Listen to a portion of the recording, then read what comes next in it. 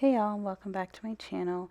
This is part 3 of my Forks series for in honor of Twilight and the new book, Midnight Sun, coming out on August 4th by Stephanie Meyer. If you don't know anything about Midnight Sun, it's basically, it should have been out 15 years ago, but it was leaked on her website and no, on another site, and then she put out a couple chapters on her website, and then she just took everything down, and it was this huge scandal. And so we finally get Midnight Sun. It is the first book from Edward's perspective, so that's super exciting. So when I heard about that, I immediately was like, I have to make Forks. I have to make, well, at least Twilight's Forks, and then my version of Twilight's Forks in The Sims 4. If you're a Twihard, please like the video. But yeah, so this right here is the Cullen's house that I'm starting on, and it took me 6 or 7 tries. And it was to the point where I had to take a break from it for like over 24 hours and then try and get back into it because it took hours and hours because I was using the building plans and also pictures because it's actually called the Hoke House in real life. And it turned out at first to be like a giant's house. It was horrible. Then another one, I couldn't fit everything. And so it was a journey with this house. But yeah, so I'm doing it in Glimmerbrook, and I believe on this lot is just like a small little house, but this is the house at the top of the hill. So I decided to make it at the top because it's supposed to be the furthest out of town. And as Glimmerbrook only has 4 or 5 different building lots, just had to, make the best out of the situation. I really, at the end of the day, liked building it. I did not like furnishing it. It was a lot to furnish, but building it was just building the shell was fun.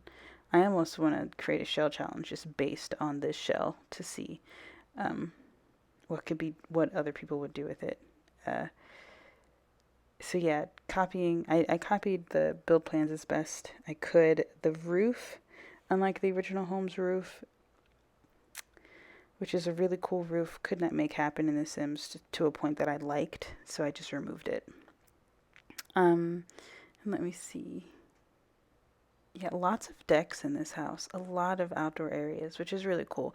And actually, what you don't see in the movie is that there's a pool and a whole back patio on the first floor of the house, which I did not put in because I figure if, this is definitely a family home, so you could use it however you wanted to use it.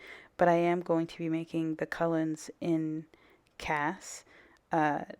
They wouldn't actually be able to live here, making them as vampires, but I do think for those of you who enjoy torturing your Sims, this would be a great house to do it in if you had vampires, because there's so many windows. I can have seen them out of windows. And unlike Stephanie Meyer's vampires, Sims 4 vampires, and generally the vampire lore is they do not sparkle. They burn. And so they would definitely die in this house. So that could be fun. If that's how you like to play the game. No judgment. Yeah, I really did like putting all the windows because I love that there's so many windows in this house. And there's so many parts of the house that it's so interesting what they do with filming, just to see how they bring everything together, make it feel seamless. Because there's just so much of the house they missed. It's such an interesting layout. I thought that some of the rooms were bigger than they are based on like the films and everything, and they really aren't. This is probably one of the pieces of the movie that, in terms of filming, that they use the outside and the inside, which you'll hear more about in the other videos in terms of the information on where those were filmed. This was actually a house in Vancouver, I think. Um, but yeah, here I am just trying to find.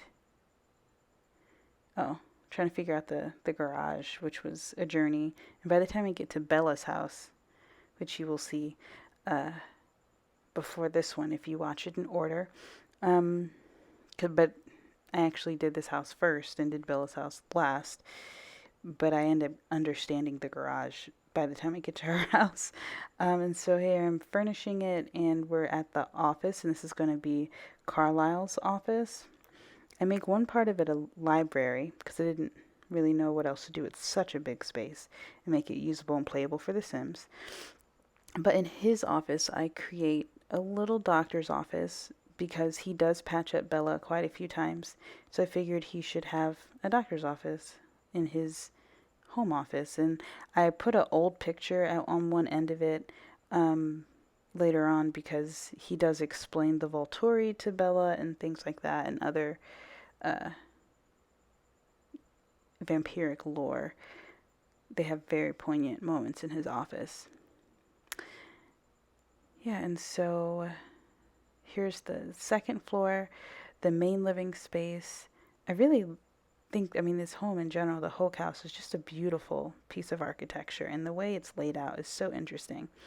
I did add the piano in there because Edward does play the piano, and he plays his song that he wrote for Bella, which, fun fact, Robert Pattinson really did write that song, which was kind of cool.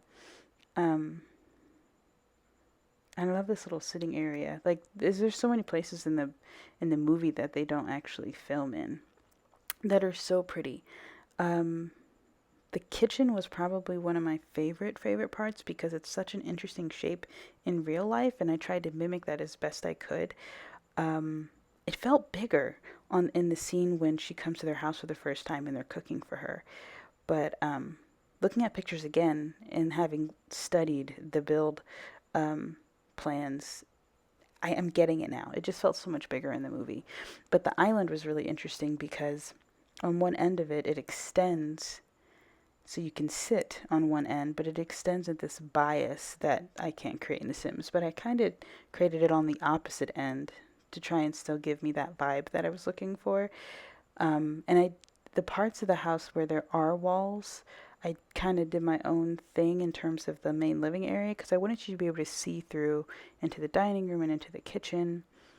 Here I am trying to make fetch happen with this fireplace, trying to make an entertainment center, and I just kind of gave up on it. I do a wet bar.